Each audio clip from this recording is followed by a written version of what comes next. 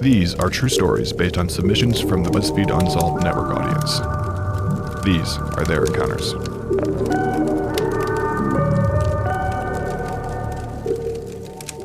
One night when I was in 7th grade, I had two friends sleeping over, and we were in my basement. My brother, who was around 7 at the time, had bought himself a new Furby and got bored of it after a few weeks. Then it sat untouched in the basement closet. As you may know, Furbies sometimes begin to talk when they are moved, yet they only speak gibberish, not English. This night, it was around 4 a.m., and we had all the lights out, and it was silent. We were laying down to go to bed, and out of nowhere, we hear this Furby's voice say, "Come play with me," and then it laughed. At the time, I didn't know it didn't speak English, so we wrote it off and went to bed. To my horror, in the morning when I checked on it, not only does it not speak English, it also had no batteries.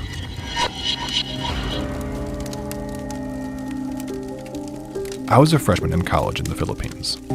It was late at night, and my friends and I were on our way home after watching a play at one of the campus theaters. As we were nearing the College of Education building, I looked up to the sky and saw a woman jump from the topmost floor. I told my friends, and we ran over to the front lawn of the building to help the woman. But when we got there, she was gone. The guard came rushing over to us because I was so loud about it. My friends didn't see her because I was the only one who felt the urge to look up. The guard helped calm me down from nearest area, then told me that I must have seen the ghost of a woman who had jumped to her death from that building years ago, because it was the anniversary of her death. In 2015, I went on a trip to DC for the 4th of July with my family. This was our second trip to DC, so we decided to take the last day of our trip, the 4th of July, to go visit Mount Vernon, George Washington State in Virginia. It was the middle of the day, scorching hot, and there was absolutely no air conditioning in the house, aside from a few fans, placed sparingly. I'm a huge history buff, so I was very excited about touring the home and knew a lot about George Washington and his state previously. So I knew that he passed away in his bedroom in 1799, but that's definitely not what I was thinking about when our tour guide led our group upstairs to see said bedroom.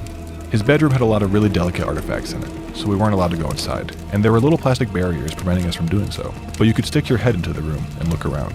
For some reason, I was the only one in the group who decided to take a look. When I stuck my head into the room, I was immediately struck by how absolutely freezing cold it was in there. And I don't mean that there was a light breeze. It was as if I had stuck the upper half of my body into a walk-in freezer. I was confused by this because there didn't seem to be any air conditioning in the room.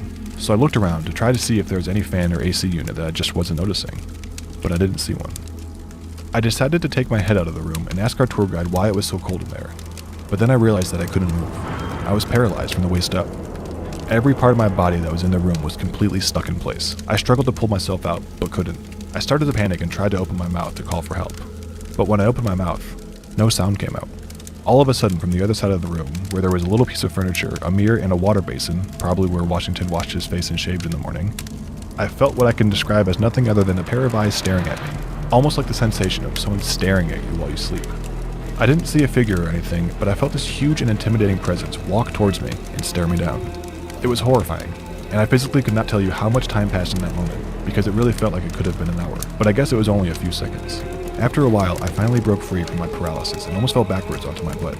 My mom asked me what was wrong, and I told her that I wanted to leave. She didn't believe me when I told her the story later, but it still scares me to this day.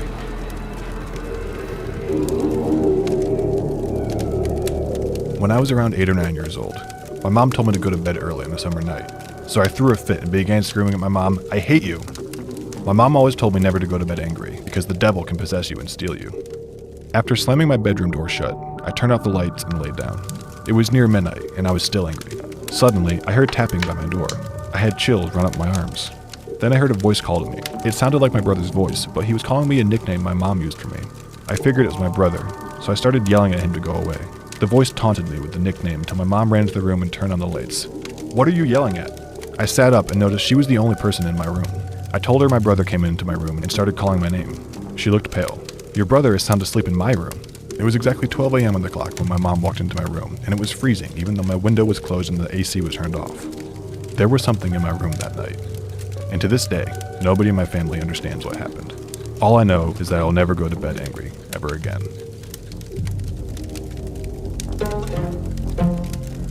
Last year, I went to the coast of Rhode Island for my cousin's wedding. We were just a few miles from the Lizzie Borden house. We get to the wedding venue, and it's this old, big, creepy-looking mansion. Immediately, my spooky senses were tingling. I made a few offhanded comments about how it seemed like this would be a place that was haunted, but within a few minutes, I was distracted by the festivities, and all thoughts of ghosts escaped my mind. The wedding was out behind the mansion, where we could see the water, so everyone had moved from inside to the back lawn. All afternoon, my cousin and my aunts had me grab things for them. Eventually, one of them asked me to get a hair clip she had left in the dressing room area. The dressing room area was in the upstairs part of the mansion. Only people in the wedding party were allowed access up there. As I ascended the red velvet spiral staircase, the spooky feeling started coming back to me. Suddenly, I felt like every portrait on the walls were watching my every move. As I went into the dressing room, I decided I would just grab the hair clip and run. I walked to the large table and found the clip. As I was getting ready to run out of the room, I saw my reflection in the mirror on the other side of the room. My hair had gotten all messed up from running around, so I stopped to fix it. As I was standing facing the mirror with my back to the open door of the room, I saw what looked like the form of a person standing in the door just over my shoulder. Frozen, I stare at the white figure of a person in the mirror for a few seconds. Quickly regaining my composure, I turned around and looked at the door. No one was there. I swear that I had just seen an old white gentleman. I couldn't make out the clothes he was wearing, but I definitely knew that no one in the wedding party looked like him, since we are an Asian family. So if it was a random guest, they wouldn't have been allowed to go upstairs where I was. While I was standing, looking around in confusion and mild fear, the door to the bathroom began shaking and banging, like someone was locked in there and they were trying to get out. Thinking it was just a bridesmaid that was stuck in the bathroom. Most doors were creaky and jammed frequently. I went and easily opened the door. No one was inside the small bathroom. Scared out of my wits, I made a run for it. In my fancy dress and 6-inch heels, I ran back down the red velvet spiral stairs and didn't look back until I was outside. Later that night, the bride's hairstylist told me he saw the same apparition of a man, just minutes before I did.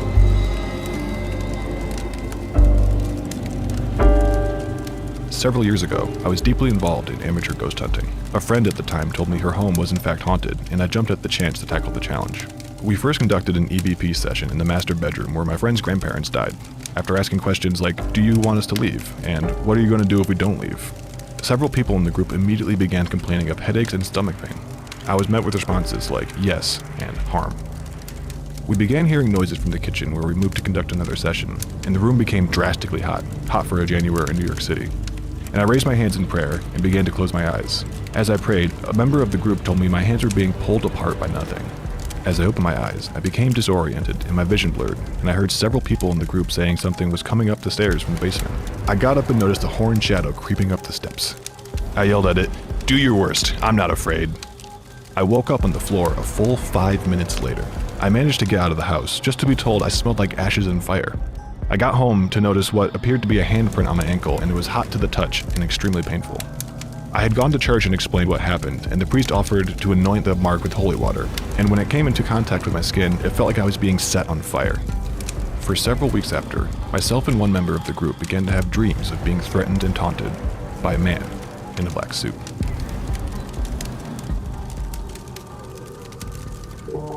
My grandfather built a house for him and his first wife. Sadly, she died falling down the basement stairs. Later, he met my grandmother and they had my mother. Years later, my grandfather passed away, leaving my grandmother alone in the house. A friend of hers had stopped by to see if she would sell the house. She gave them a tour, and afterwards, her friend handed her his card. The minute her hand touched the card, a loud crash came from upstairs. For reference, the upstairs is laid out like a square hallway that loops around a pillar, and on the back of that pillar is a bookcase. The shelves in that bookcase had collapsed inward, like someone had slammed down on them. Books were found in every room upstairs, behind beds, in closets, and even in rooms on the other side of the pillar. My grandma never really believed in ghosts, but this event freaked her out.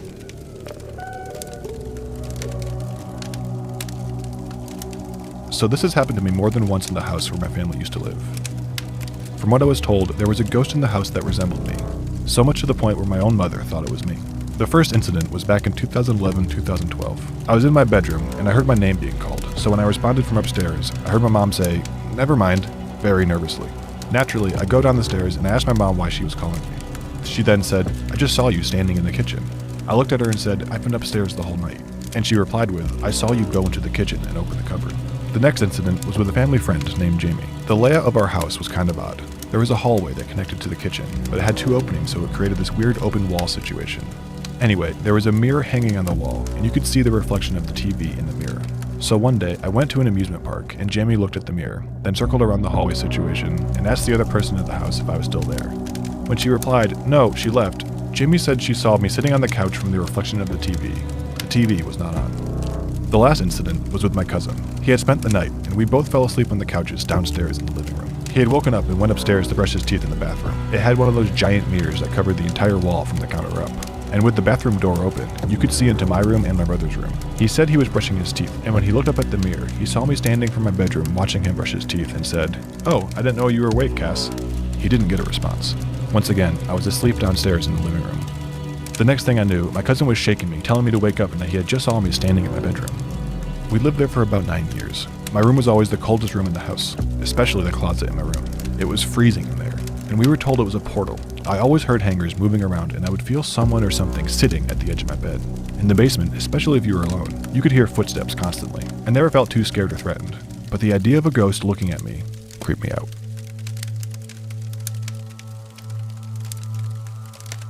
I live in a house that was built in the early 1900s. When it was built, it was intended to be used by a doctor performing checkups and work in his own home. One room at the front of the house freaks out nearly every visitor who comes by, and my friends growing up always described a strange feeling when walking past the room. Some even run past to avoid it.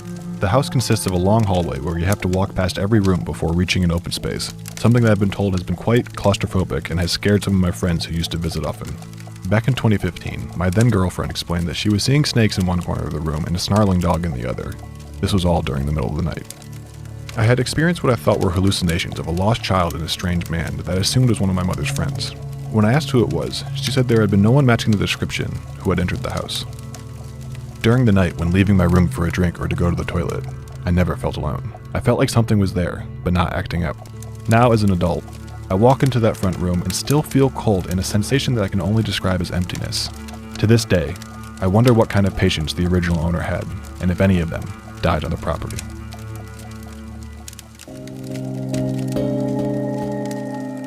I was lying on my bed watching videos on the internet when I thought I heard a knock at my door. I took out my headphones and listened for another knock. I didn't hear anything, so I put my headphones back in and continued watching the video. Shortly after, my video started buffering at exactly 6 minutes and 66 seconds, and I felt someone tug at my foot, which was hanging off my bed. I quickly got up and looked under my bed and around my room to see if my sister was playing a trick on me. I was alone. I ran out of my room and saw a tall, dark figure standing at the end of the hallway. I closed my eyes, and when I opened them again, it was gone.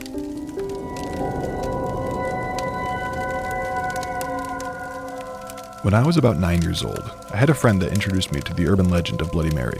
We used to play around and dare each other to summon her in the bathroom one at a time. One night, I was feeling daring, so I went into the bathroom and did it, except I ran out before I could see anything, and I went to sleep.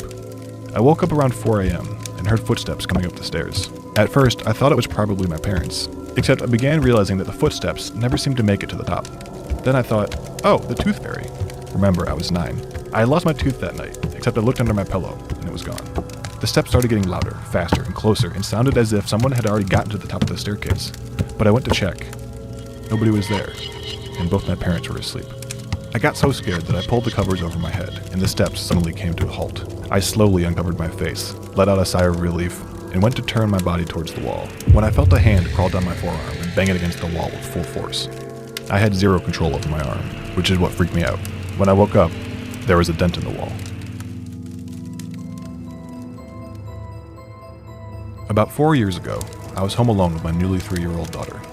My husband was working late, so I knew I was in charge of bedtime. I didn't like being alone at home because I always had this off feeling like someone was watching us, and my mom was always superstitious. My daughter and I went through our routine, and when it was time to put on her pajamas, she told me that she had a friend who would stay with her when we put her to bed. So I asked her who it was, and she looked at me and said, "Well, can't you see him, Mommy? He's standing right behind you in my closet. He's very big. How can you miss him?" We moved less than a year later.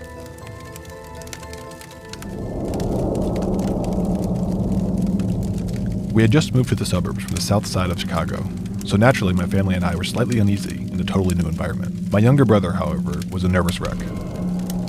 He refused to go into the basement or even the stairs leading down to them. No big deal, he was around 5 or 6 at the time, so we chalked it up to the typical kids scared of basement rhetoric. But things did get weird pretty quick.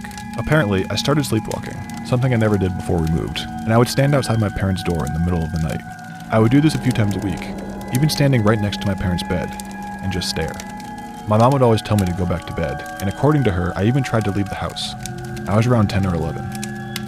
One night, we were eating dinner, and my little brother just loses it, sobbing hysterically and pointing at the door that, you guessed it, opens up to the staircase that leads to the basement. My parents are super concerned, asking him what's wrong, but all he can manage to string together is, "It's staring at me. It's staring at me." A little time passes, and nothing really happens. Things seem to have really calmed down. It was the middle of winter, which is when my birthday is. I was hanging out in my room and I heard someone singing happy birthday. Weird, because it wasn't my birthday just yet. So I went into the kitchen, expecting to see my parents with a cake. No one was there. I thought that maybe I was just hearing things. I went back into my room and I heard it again. I started looking around and I finally found the source of the noise. It was coming from the vents. The vents that all lead to the basement. The last straw for my parents was probably when we couldn't find my younger brother. We looked all over the house. No sign of him. We were all freaking out. Eventually, we would faintly hear someone crying through the vents. He was in the basement. My mom wouldn't let me go into the basement with her, so this is what she told me happened. She said that when she ran down there, she saw a dark shadow, and that it was shaped like a man. Now, my mom is your regular religious immigrant parent. She didn't allow us to bring anything regarding death or the supernatural into the house, because according to her, it would be inviting it into our home. So of course, this freaked her out. She said that she repeatedly told whatever it was to get out and leave her family alone. Apparently, it disappeared after a few moments, and she found my brother. After that, she hung up a few crosses all over the house, and a Virgin de Guadalupe statue. Nothing weird happened since, but we still ended up moving. Moral of the story, don't move to the suburbs.